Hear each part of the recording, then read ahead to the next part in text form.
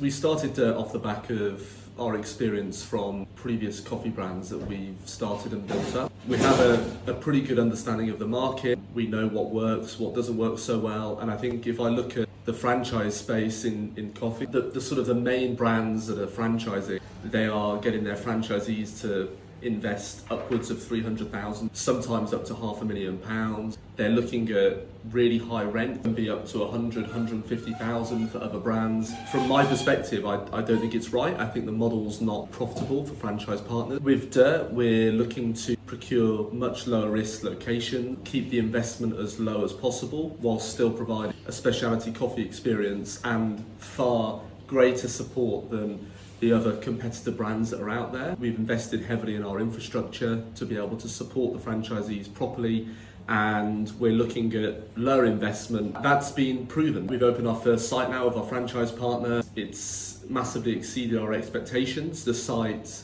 is considerably above break-even point even after their first couple of days. So it's not taken 12, 18 months to get to break even, higher revenue opportunities than the other brands that are out there. What makes it different from a franchise perspective, other franchise brands that we're competing with are getting franchisees to spend £300,000 to £500,000 to open a shop. And so that's their investment level. They're getting them to pay rents of 100, 150,000 or, a bit lower at times, but in that region. From our perspective, we're looking for franchisees to open sites for hugely lower investments. So the one we just opened was 95,000 total investment. Their rent was only 14,000 per year. It can operate with 2 staff rather than 5 or 6 staff that's needed for some of the other brands to hit their break-even point. It just means that their risk with their investment is so much lower.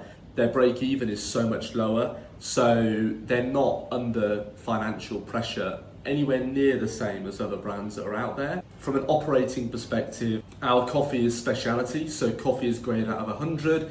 Anything over 80 is specialty. We have specialty coffee in our sites. We have a really simplistic model, training the staff so that they can do great quality coffee like your best specialty brands in the UK. That's the vision, and a really good fresh sort of cake and pastry range. So we work with a fresh bakery that's based in London for our pastries and cakes. Systems are really simple to use, easy operating business. We provide high levels of support, and that's not just saying it, that's from experience of being in this space for the last 10 years and knowing what other brands out there deliver. Our knowledge of property and location is detailed. We've opened any type of location now, so we know what works, we know what doesn't work. We are not focused on doing what's good for the value of our brand. We're focusing on the franchisees becoming profitable, and then everything else flows off the back of that. A number of reasons that franchising works really well. It has to be with the right brand, in fairness, but it deters risk at every stage of the process. You've got professionals at every stage of opening a business, so most businesses probably would fail because the property is not right. We've got extensive experience in that and experts that actually help procure the property. Businesses don't work because they don't have sufficient support with training and recruitment, which we again have a team in place that helps with that side. When you're doing it on your own, it is really tough, and there are periods where it's hard to keep going. Whereas if you're with a franchise, you've always got that support that you can latch onto. If your staff leave, you can have help with the support of a franchise. I think there's a number of reasons why franchising would work for people. One thing that people underestimate is if they ended up wanting to sell their franchise in a few years' time, it's a lot easier to sell a franchise business than an independent cafe, because we will have a number of franchisees in our network that would always want to potentially grow their estate of shops. Whereas if you want to sell David's coffee shop to someone, the amount of people that would be interested is incredibly low, and they end up not really paying you anything for it. That's a huge thing that people don't really appreciate either, is the sell-on value is a lot better with a franchise business. You can be hands-on and working in the site. You could, like our current operator, they've got a management team in place and they're very hands-off. So it can be either or. You can have no experience whatsoever, or you can have a multi-unit experience. So we have a franchise partner up north who has significant experience in franchising, and he's doing a territory multi-unit rollout with us. But the majority of franchisees actually have not got experience in franchising, and it's their first rodeo, and that's completely fine. From a support perspective, as far as I'm aware, we're the only one in the coffee industry that provides the level of support that we do. It's a completely turnkey process.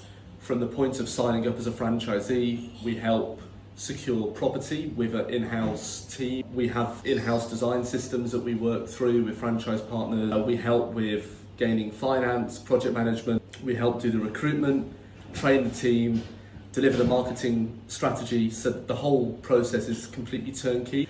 Obviously, we help with financial planning in terms of the sort of 3-year projected sales. I think this is very different to other franchise brands, and my aim is for the return to be significantly quicker than other brands that are out there, which enables franchise partners to go and open multiple stores under our umbrella. We really just want people that they've joined a franchise because they believe in us and they believe in the support that we provide. So we really just need partners that take our advice on board. If we're advising them that they need to have certain staff members in the store or certain locations might fit better than the others, we just need people that collaborate with us, listen to our input, because as long as they collaborate with us, we generally make it work. You know, a lot of franchisees that we work with, they're not hands-on, so we're used to having people that are very hands-off running their business, and we manage that.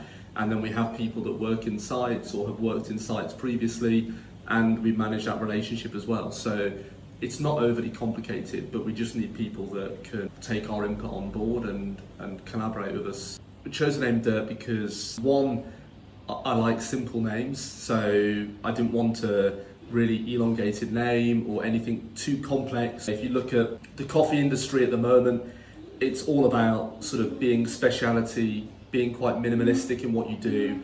So I think Dirt fits that really well. The branding fits that really well too. The sort of deeper meaning is that, you know, everything coffee related, it does start from the ground, it starts from the soil. Good coffee comes from the ground. It doesn't come from, when the coffee is in the machine. It's at the very early, very beginning. And also, it's all to do with staying grounded and staying humble, as they say. So yeah, that's why we chose to name Dirt.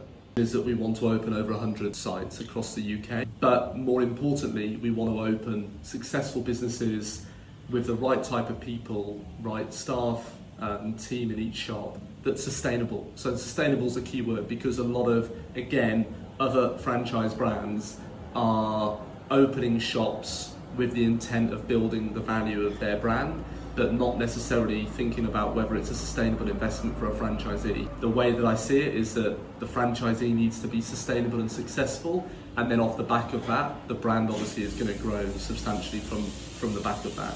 But the vision for Dirt in terms of the experience is, I want every shop to feel like it's your favourite specialty coffee house in your town or city. I want us to be one of the leading coffee operators, even comparing us to the best independent cafes in the UK.